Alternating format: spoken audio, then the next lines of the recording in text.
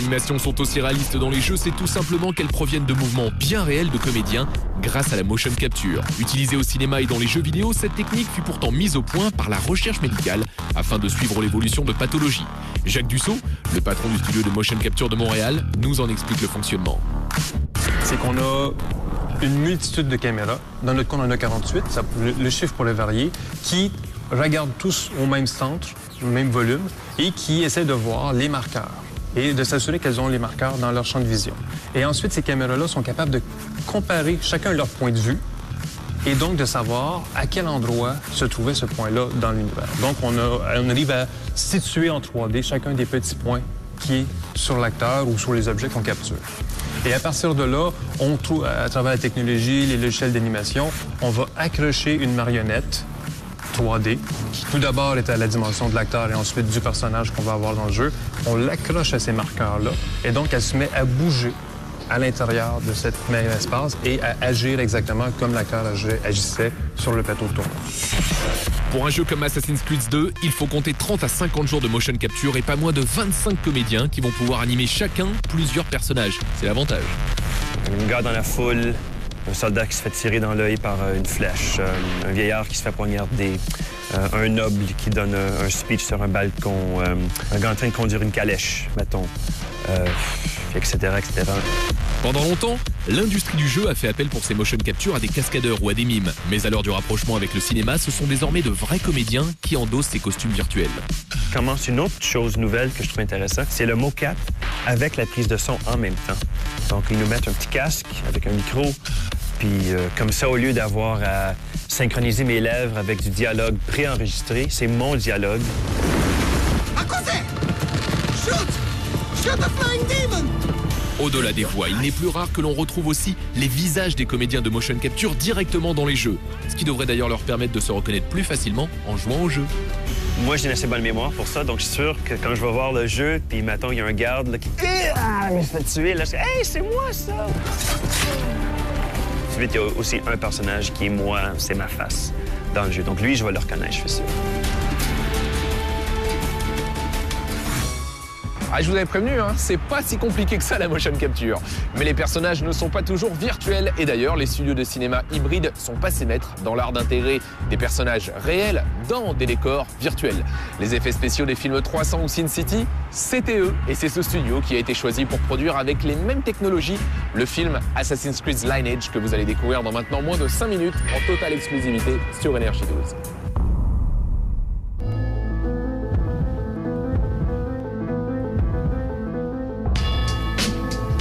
Pour en savoir plus sur la fabrication du film Assassin's Creed Lineage, quittons Montréal et traversons la campagne direction Piémont pour visiter les studios hybrides.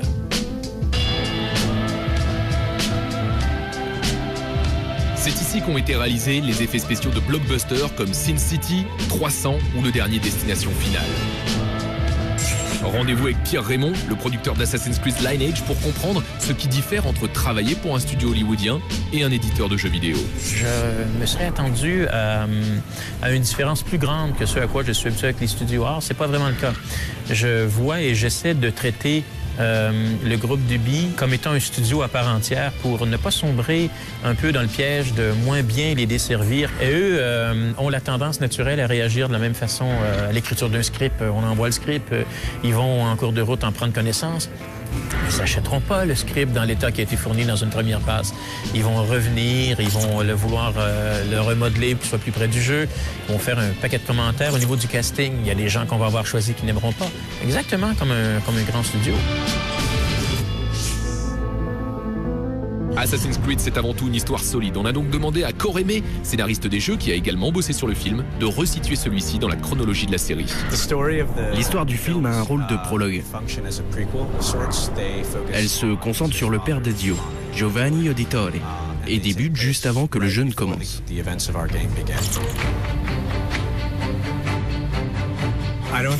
Je ne pense pas qu'il soit plus difficile d'écrire pour le cinéma ou le jeu vidéo. C'est différent. Vous savez, c'est écrire qui est difficile. peu importe le support, que ce soit un film, un livre, la radio ou la télévision.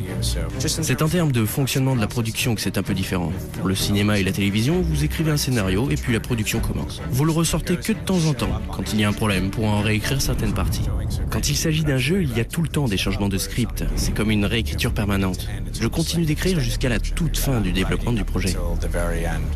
Comme pour ses autres productions, le studio Hybrid a fait tourner de vrais acteurs sur un fond vert pour pouvoir ensuite incruster autour d'eux un décor entièrement virtuel. Il était impératif pour nous que le gamer puisse renaviguer à l'intérieur de son environnement et trouver la rue, la hauteur et l'angle de la caméra, comme si on y était. Au niveau de la 3D, au niveau du cinéma, donc on a littéralement importé tous les environnements dans une première phase. Et ensuite, on a fait ce que l'on devait faire pour être capable de les rendre artistiquement parlant relatifs à la vision que l'on avait pour la série, incluant l'éclairage et les textures, évidemment. Pour que ça fonctionne au tournage, on projette au sol la délimitation des décors dans lesquels les acteurs seront incrustés. Et un bon placement des personnages est déterminant. La présence d'acteurs en chair et en os ajoute un facteur humain à l'univers du jeu et certains pensent même que cela pourrait faire venir de nouveaux joueurs. En voyant ce film, ce prologue d'Assassin's Creed 2, les joueurs vont être imprégnés par l'émotion, mais vont aussi développer une relation, un attachement avec les personnages du film. Et cet attachement émotionnel vient vraiment du fond de soi, et on ne peut pas en mesurer les limites. Vous savez, les gamers jouent à ce jeu, mais peut-être que les non-joueurs, en voyant ce film, pourront se mettre à jouer aussi.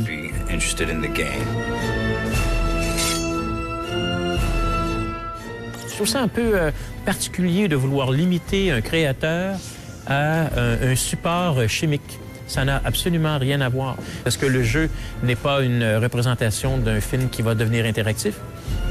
Voyons voir. J'ai pas de boule de cristal.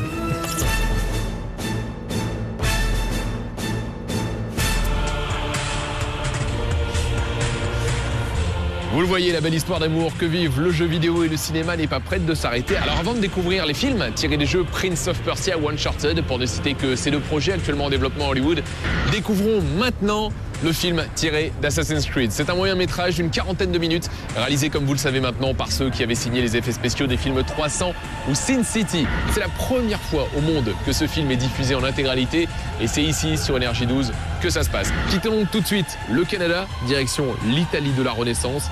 Assassin's Creed le film, Lineage, c'est tout de suite et c'est en exclusivité sur Énergie 12. Bonne soirée. Tout de suite, Assassin's Creed.